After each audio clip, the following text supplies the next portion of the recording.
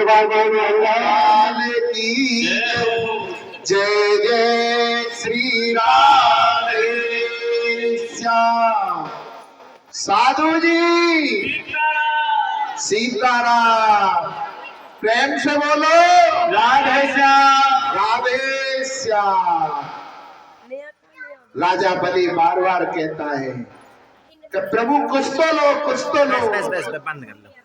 बोले अगर राजन देना ही है तो मैं केवल 3 पग भूमि लूंगा, और वो भी अपने हाथों से। बोले आप अपने पैरों से क्या ले लोगे?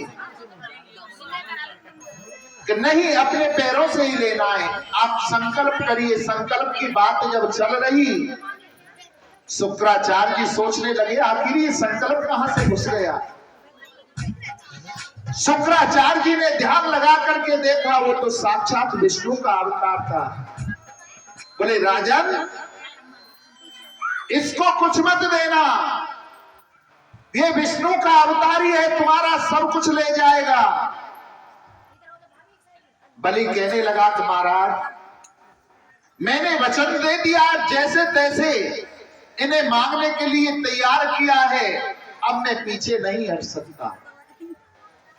अगर ये भगवान हुए तो दुनिया कहेगी कि बलि के यहां पर भगवान भी भिखारी बन के गए थे, और अगर ये साधारण हुए तो मेरा कुछ भी नहीं लेके जाएंगे। संकल्प करने के लिए तैयार होते हैं तो कमंडलू की जो टोटी थी ना, उसमें आकर के शुक्राचार्य जी बैठ जाते हैं। बोले ना तो जल आएगा और न संकल्प होगा।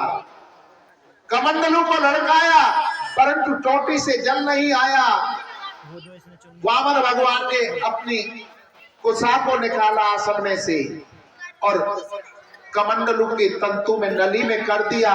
शुक्राचार्य जी की आंख फूट गई, काने हो गई। कभी भी दान देने वाले व्यक्ति को रोकना नहीं चाहिए। जो दान देते हुए व्यक्ति को रोकता है उसकी शुक्राचार्य की सी हालत होती है। इसलिए कभी किसी को दान देने से नहीं रोकना चाहिए। अगर कोई तुम्हें पूछ रहा है भैया कहाँ दे दे पंडित जी, भैया जितना जी करके तेरे पे दिया जाए दे दे, परंतु कभी उसको रोकना नहीं चाहिए। 3 पग भूमि का संकल्प कर दिया। आज गुरु उसका रुष्ट होकर के चला गया। जिस दिन गुरु की कृपा हुई थी बलि के ऊपर तो तीनों लोगों का स्वामी बन गया था। आज उसका गुरु रूठ करके चला गया, तीनों लोगों से पतित हो जाएगा, भ्रष्ट हो जाएगा, तीनों लोग छिन जाएंगे। अब तो 3 पग भूमि देने का संकल्प कर दिया। बोले प्रभु जहां से आपको नापना है नाप लीजिए।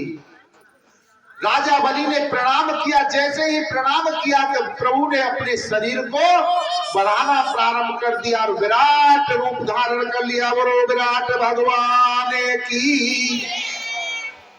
एक पैर स्वर्ग लोक में पहुंचा, स्वर्ग लोक को नाप लिया। ब्रह्मा जी ने उस पैर को धो करके अपने कमंडलू में भर लिया, जिससे गंगा की उत्पत्ति हुई। कमंडलू में जल भर लिया, दूसरे पैर से पृथ्वी लोक को नाप लिया। बोले हे राजन तुमने 3 पग भूमि देने का संकल्प किया है। एक में मैंने स्वर्ग को नाप लिया, दूसरे में पृथ्वी को, तीसरे पैर को कहां रखूं? अब तुम्हें नरक में जाना पड़ेगा। राजा बलि हाथ जोड़ करके कहने लगा कि हे प्रभु एक बात बतलाओ, धन बड़ा होता है कि धन का मालिक? प्रभु के मुख से निकल गया कि धन से बड़ा धन का मालिक होता है। तो प्रभु अभी तो आपने मेरे धन को नापा है, धन का मालिक तो बचा हुआ है। आप अपना तीसरा पैर मेरे सिर के ऊपर रख दो। राजा बलि के ये वचन सुनकर के भगवान के नेत्रों से अश्रु बहने लगे। अरे राजन मैं तुझे छलने आया था, तूने मुझे छल लिया। बोल तुझे क्या चाहिए? राजा बलि कहने लगा कि अब मेरे मन में कोई चाह